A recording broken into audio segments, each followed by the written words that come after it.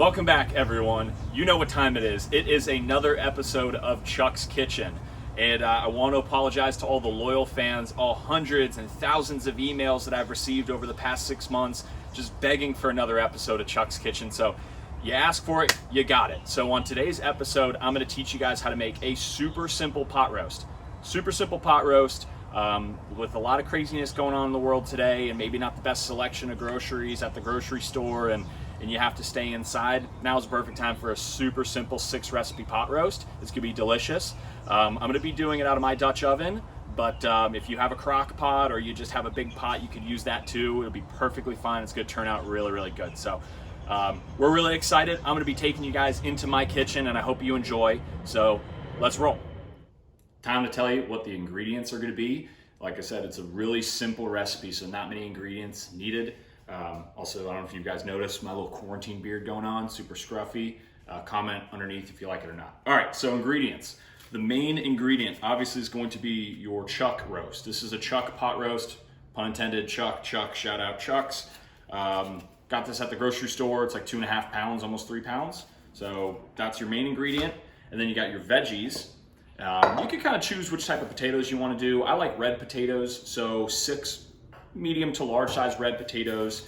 I like chopping up some carrots in my roast, so 4 carrots, and then 2 really nice white onions. I like white onions because they have a little bit of sweetness to it, and they're not as bitter as like a red onion, and not as sweet as a yellow onion. Other 2 ingredients you need: a little bit of wine. Red wine. I'm using a Malbec just because this is what has been opened and my wife was drinking this earlier, so I'm going to use the rest. And then the last ingredient is going to be beef broth. So this is just going to make the pot roast, just have a little bit of something to simmer in, some added moisture. And then you got a half clove of garlic. There's about 6 garlic bulbs in there. Not much needed. And then obviously olive oil, salt, and pepper. So super simple. Step 1 of anything you do in the kitchen, especially with a pot roast that's going to take a long time, is the prep. So I'm going to zoom in and I'll show you guys how to appropriately cut all the veggies just to prep, get that all out of the way, and then we're going to move on to the meat. So best part about a roast is it doesn't really need to be super precise. So for the veggies, the carrots, I've already peeled them. They're ready to go. Just big chops of the carrots to make a nice hearty stew. Next up is the red potatoes. These I like to quarter, so they've been washed already. They're ready to go. Don't peel them. The skin stays on. It's going to be really, really good. So on these guys, I like to quarter nice big potato chunks. On some of the bigger ones, I'll do more than just quarter. Like this is a pretty large one, so I'll cut this one in half. Stand up on its side, do 1, 2, and then a 3rd chop right down the middle. And then there, nice big chunks. You don't have to be super precise with it, just however you like. The bigger the chunks, the better, in my opinion. And then for the onions, I don't know if I've ever taught you guys how to chop an onion, so I'll teach you now. Cut 1 end off, 2 ends off. Always leave the produce bag next to your cutting board. 1 down the middle. Separate these guys. Right here, take 1 big peel it off, throw out the rest.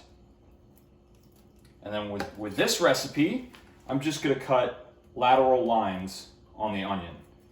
And a little bit, not too thick, maybe 1/4 inch thick. And you're gripping and you're using the knuckle as a guard. Super easy. So when you're done, there's going to be perfect onions. You could throw those into the roast. That's how you prep your veggies. Real easy. Now we're going to move on to the meat. Now it's time to brown the meat. This is extremely important. If you're going to do this in a crock pot, use a skillet. Brown the meat in the skillet, then put it in the crock pot. But step 1, just salt, nice salt and pepper. Be liberal, like Bernie.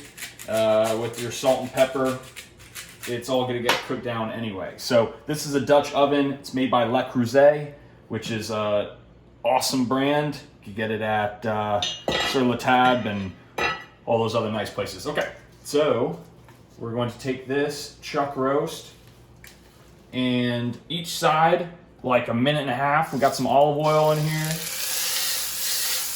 Get that nice sizzle going. Gotta use our tongs to get this thing in there. Now this stove right now is on medium high.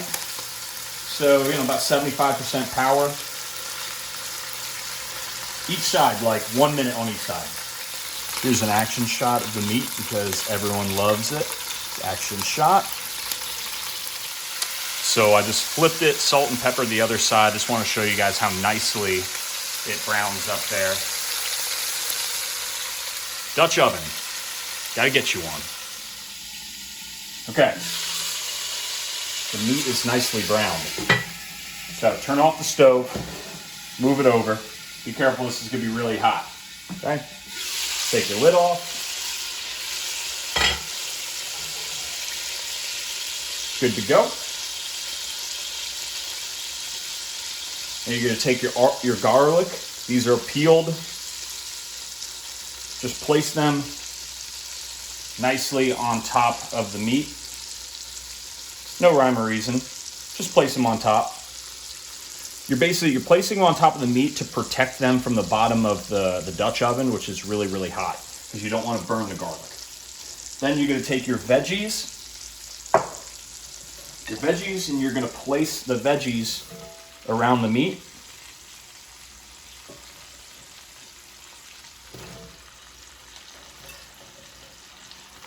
Like I said, no rhyme or reason. Roll with it. Throw them all in there. And then make a little pocket for the roast. Okay. Half a cup of red wine. That red wine, it's going to work to deglaze the bottom of that pan. It's going to be real nice. And then 2 to 3 cups of beef broth. Since I added a lot of veggies in there, I'll probably do a little bit more than 2 cups. So probably 3 cups. Just kind of eyeball it.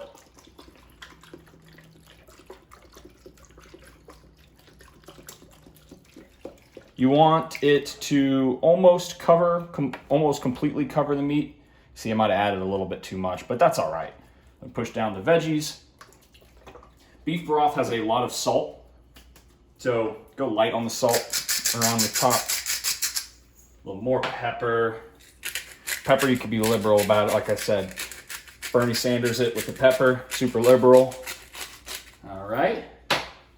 And then last finishing touch, you could do a little bit of Italian seasoning, because Italian seasoning's got basil, it's got thyme, oregano, all that good stuff in there. Jiminy Christmas. Well, it might help to actually open the seasoning first before you try to put it on, guys. Just bear with me. A little bit here. Like I said, super liberal. Bernie's it with the seasoning. Good to go.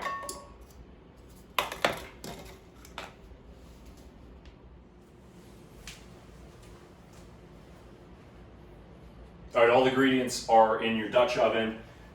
Carefully close the lid. The lids are going to be hot on Dutch oven. The whole thing's hot. Close it. My oven is set to 325 degrees. I don't know what you would do for a crock pot, but yeah, you could probably Google that. Take your Dutch oven into a 325 degree oven. Close it, and then you're done.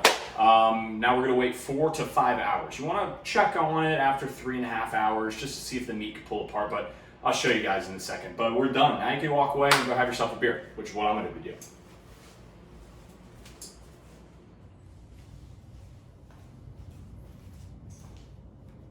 You know what it is. You know what time it is. Bonus content time.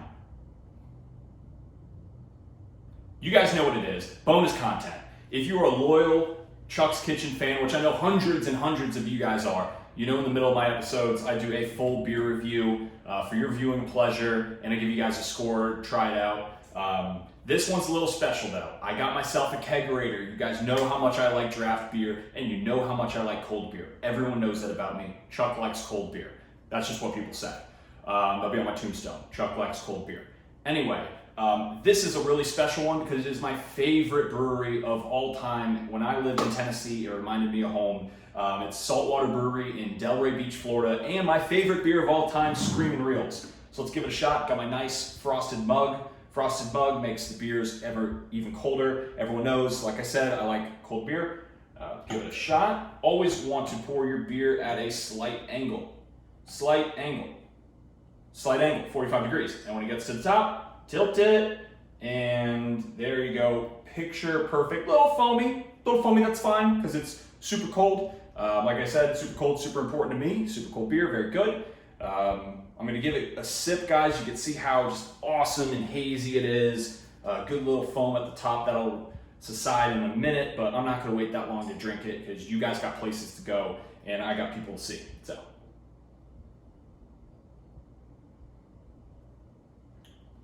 That's cool. You like, I got that froth mustache, right? Quarantine mustache. All right, one sip.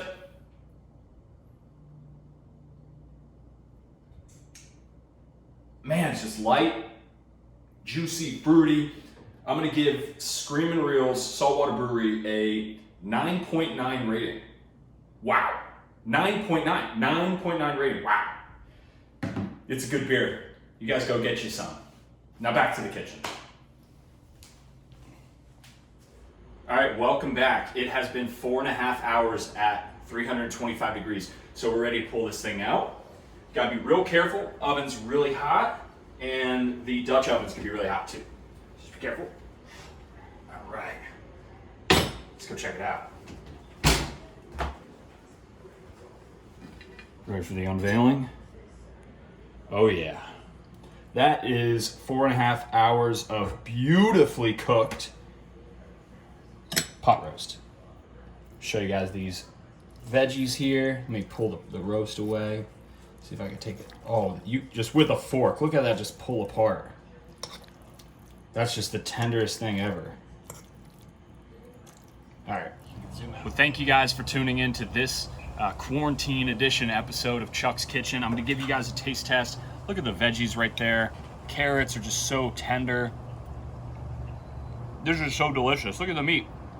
Just with a fork, it just pulls apart. Guys, you have to try this at home. Comment below if you have any questions or want the recipe, if you didn't write it down and you're dumb. Enjoy, and you guys stay safe and stay inside and keep cooking.